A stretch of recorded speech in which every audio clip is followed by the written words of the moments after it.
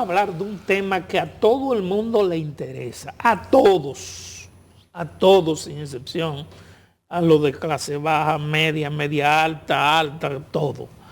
Porque es un asunto que no discrimina.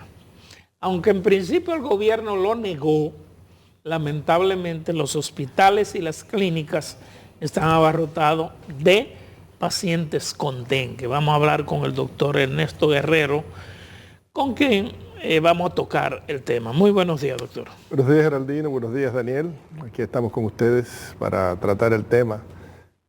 Como bien dices, es de interés nacional. Ciertamente estamos frente a una epidemia de dengue. Doctor, pero tenemos cuando se creó el famoso gabinete contra el dengue, yo digo que aquí creen que los problemas los solucionamos con gabinetes. Cuando se creó el famoso, decía que había que dar un informe por lo menos cada 24 horas, pero yo creo que no se da informe desde el jueves ya. ¿Sabe qué es lo que pasa, Geraldino? Lo que pasa es lo siguiente, el dengue, como otras epidemias, siempre también ha sido un tema que se trata de manera política. Inclusive muchísimos ministros se van con el dengue, se iban anteriormente con la polio y otras enfermedades que producen gran alarma dentro de la población. Usted dice que se van era que lo licenciaban. Lo licenciaban, se lo llevaban. Lo que pasa es que tú tienes que, en el tema del dengue, hay que ver cuáles son la totalidad de casos. Okay. Entonces, si tú miras los casos sospechosos, son muchos, pero corres el riesgo de caer en sobreestimación. Si miras los casos confirmados por laboratorio, entonces son pocos, bajitos, y entonces pues la gente te va a decir que estás ocultando información. Entonces tú tienes que lidiar entre esas dos variables, lo más específico o lo más importante para contrarrestar la epidemia en este caso. En este caso se habla de 10.000 o 15.000 casos que han sido notificados como sospechosos y alrededor de 15 o 20 muertes ya confirmadas con las pruebas de laboratorio. Sin embargo, los hospitales están saturados y muy probablemente las muertes sean mucho más, tomando en cuenta que hay casos de muertes que no han sido confirmadas, pero que bueno, tampoco vamos a tener otra epidemia concomitantemente de muertes desconocidas. Algo está sucediendo y en este caso muy probablemente sean los casos de dengue. Los hospitales pues están abarrotados, las clínicas de igual manera, aunque las clínicas...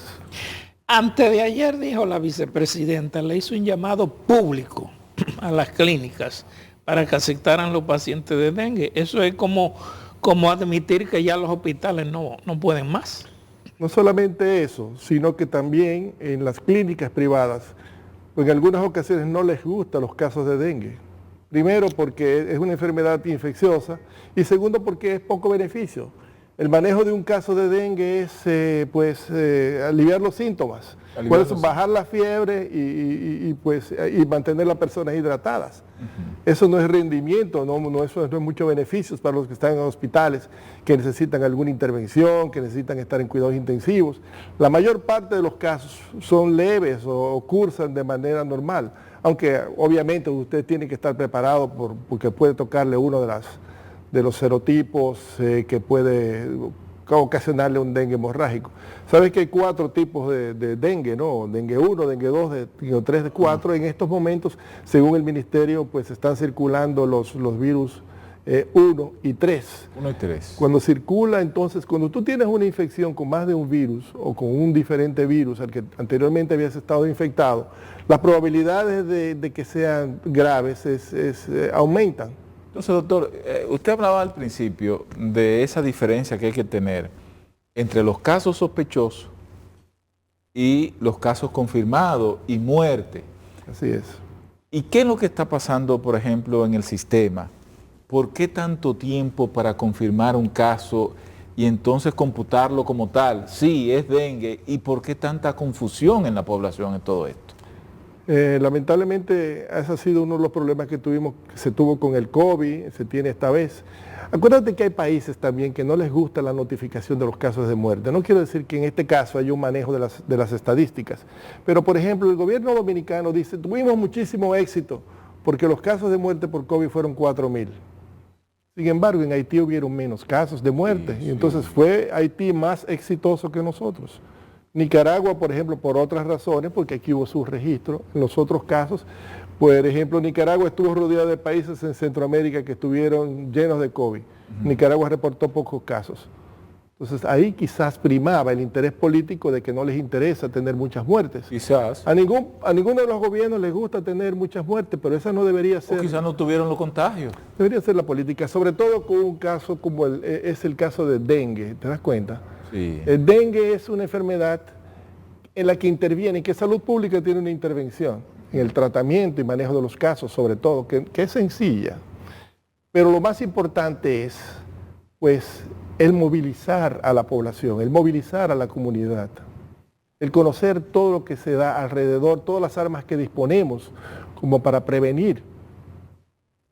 Es la prevención lo importante. Es la prevención lo más importante sobre todo, y nosotros podemos contribuir primero dentro de nuestras casas, segundo en nuestras comunidades. Sí. Déjame decirte que el dengue fue inicialmente conocido, o la transmisión del dengue a través del mosquito, fue por Juan Finlay. ¿Sabe quién era Juan Finlay? No. Era un médico cubano, Finlay, sí. 1881, en una exposición, fue el primero. Carlos Finlay. Carlos Finlay, tienes razón. Pues Finlay fue el primero que empezó a hablar de esta asociación con el mosquito. Entonces, el mosquito en estos momentos es prácticamente de distribución en todos los países tropicales, ya ascendiendo un poquito más arriba en las zonas frías, quizás por los cambios climáticos. Ya se puede decir que más de la mitad de la población puede estar expuesta al dengue o a otras enfermedades transmitidas por vectores, que es el caso de la Zika, el caso chikungunya, de la malaria, etc.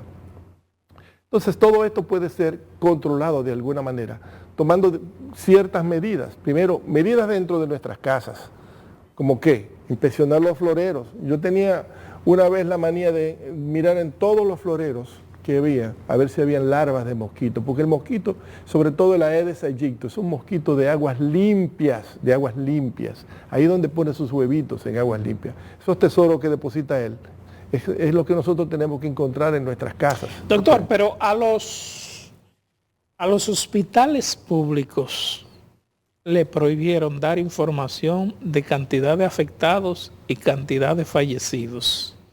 La centralizaron. Lo que la gente dice que por eso no fluye la información. Allí en el Robert Río, en el Mendoza de aquí, puede haber Mendoza. 3 muertos, 4 muertos y no importa que vaya quien vaya, no se lo dicen. Entonces, ¿qué? ¿Usted cree que hay algún interés en que no se conozcan las verdaderas estadísticas? Eso yo no lo sé, cuál ha sido el interés detrás de las autoridades en mantener informada a la población. Yo creo que hay que explicar con más detalle qué es lo que está sucediendo. Desde que se diagnostica o que se sospecha de un caso de dengue, usted debe estar informándole periódicamente a la población. Este es el número de casos sospechosos que tenemos y este es el número de casos confirmados. Tienen que aclararle a la población que el número de casos confirmados en nuestra situación y en la situación de muchos países, tiene un subregistro, que no es tan importante si tenemos 15 o 50 casos de muerte como estimo yo que pueden haber ocurrido en el país. Que lo más importante ahora es en estos momentos que se pueda hacer, porque se está perdiendo tiempo. Estamos perdiendo tiempo en esa disyuntiva, que si es una epidemia, que si es un brote, que si son 15 casos, que si son 50. Pero para el especialista, ¿qué es? Para usted como especialista. Yo soy especialista en salud pública. Okay, estamos frente a un brote importante que es innegable. Y esto está sucediendo en gran parte del territorio de las Américas en estos momentos, o por lo menos en este año. ¿Y ha actuado el gobierno correctamente ante esta coyuntura del dengue?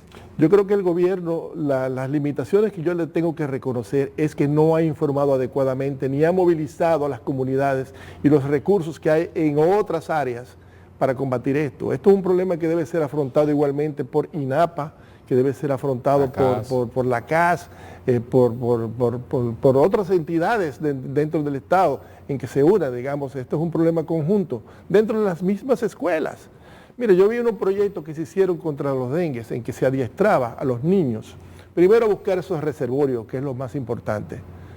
Después a vestirse. Durante esta epidemia tú tienes que usar vestidos, pantalones largos, la menos exposición al mosquito posible.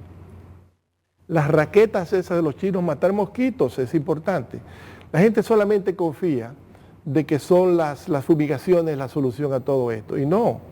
Mira, hay controles de vectores, de estos vectores que son naturales. Sí. Por ejemplo, los pececitos guppies son excelentes en las lagunas o en otros espacios donde se crían esas larvas. La libélula, lo que nosotros le llamamos caballito, son excelentes. El sonido de la libélula, que a veces lo tiene el celular, te espanta a los mosquitos también. Ah, no sabía, ¿no? Sí, entonces hay también arañas, hay también ranitas que hacen, plantas que hacen esto. Es decir, la misma... Que son parte de la cadena alimenticia.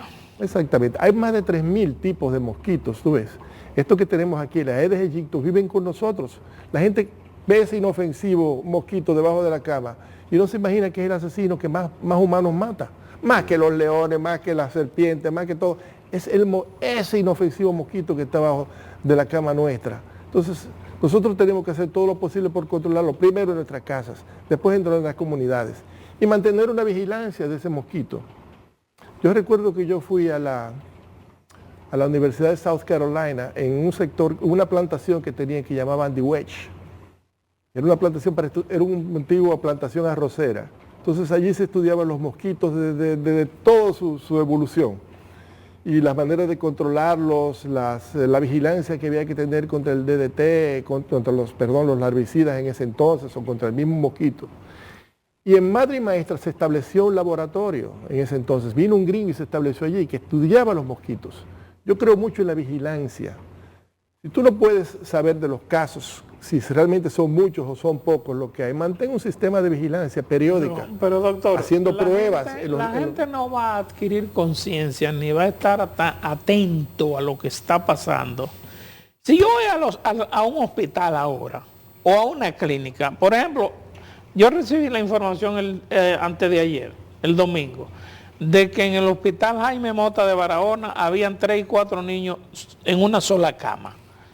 Si la gente no recibe la información oficial de cómo nos está afectando y en qué proporción nos está afectando, la gente se va a desinteresar por eso, porque va a decir, bueno, pues no hay nada. Todo está bien, pero si yo voy a un hospital me encuentro que el hospital está lleno, si voy a una clínica me encuentro que la clínica está llena. Entonces es un mal trabajo para el gobierno no decir los datos reales de lo que está pasando para que la gente tome las medidas. Hay un brote, hay muchos mosquitos, hay muchos casos sospechosos y hay muertes, es la información que usted tiene que tener. Pero la verdad es que también hay que ser ecuánime, porque hay gente que le gusta ser catastrófico. Entonces te dicen, no, porque es que no hay control, hay muchas muertes. Hay muertes, es lo que la población... Y hay que movilizarla. Basta una muerte de un niño que haya para que nos movilicemos todos. Basta. Son muchas muertes lo que están ocurriendo, son más de las que están diciendo y menos de lo que quizás algunos otros sectores están promocionando, están diciendo de lo que puede estar ocurriendo aquí. Pero es bastante. En Cuba en 1981 hubo una grandísima epidemia, sobre todo de este tipo de dengue hemorrágico. Y fueron cientos y cientos de casos lo que se tuvieron allí. Argentina acaba de pasar una epidemia grave también de dengue y muchos otros casos en las Américas también están teniendo casos de epidemia. No hay que esperar que suceda esto. Usted tiene que estar preparado, mantener, vuelvo y repito, una vigilancia epidemiológica el año entero, vigilando los mosquitos, en qué proporción está aumentando, cuántos están haciendo resistencia, porque hacen resistencia a la fumigación, cuántos están qué virus está circulando, en qué proporción está aumentando, está reduciendo. Sabemos que cuando hay un cambio en la serología de este virus, se producen más casos hemorrágicos. Hubo un cambio, ayer presentaron el primer caso intrauterino de dengue en el país. ¿Esto qué significa para que la población pueda edificarse un poco sobre esto? Esto significa que como se trata de un virus, puede haber transmisión. Hay transmisión no solamente por la picadura del mosquito, sino por una transfusión de sangre, por otras medidas. Y se habla de transmisión intrauterina, pero es muy raro. Es raro el caso. Muy raro. Yo creo que el caso de la transmisión vertical, que está en todos los periódicos en estos momentos, ha llamado mucho la atención. no es un caso común y yo creo que debería estudiarse un poquito más profundamente para verificar que ciertamente se trató de un caso de transmisión intrauterina, como es el caso. Pero obviamente hay que tomar en cuenta de que puede darse esto, pero que esto es extremadamente raro. ¿Cuál es la población, el oscilamiento de la población más afectada? Son los niños sobre todo. ¿Pero por qué los niños? Y sobre todo en edades ya de 6 años. ¿Por qué? Porque son los que están más expuestos y los viejos están más expuestos, están más descubiertos. Menos de 6 años la madre está mirándolo siempre, por lo regular, y anda cubriéndolo con un mosquitero, cubriéndolo con tales o cuales medidas. Durante ese periodo de 6 años, 12 años, 15 años están más expuestos y no han estado expuestos quizás a otros virus anteriores. Que si tú estás expuesto, pues y no la hay probabilidad ninguna, es mayor. doctor, y no hay ninguna vacuna contra eso. Sí, hay una vacuna que se ha probado, que se llama Degavaxic. La tienen los laboratorios Pasteur. En Estados Unidos la tienen desde hace como 5 años. Tiene un 75% de efectividad. Se aplica solamente en Estados Unidos, los 6 meses creo hasta los 19 años. Y esa vacuna no se puede hacer como cuando le hacen la cartillita esa, cuando nacen vacunas. Para un control de vacuna. No puede incluirse en eso. Porque para esta vacuna inclusive tú tienes que haber estado expuesto al dengue antes. Para que te aplique tú tienes que haber tenido un tipo de serotipo antes de aplicarte esta vacuna, sino porque se trata de virus atenuados, pero son virus. Entonces, al tratarse de virus atenuados, tú podrías desarrollar la enfermedad y puede ser más grave No sé cuánto cuesta y si el país la tiene o no.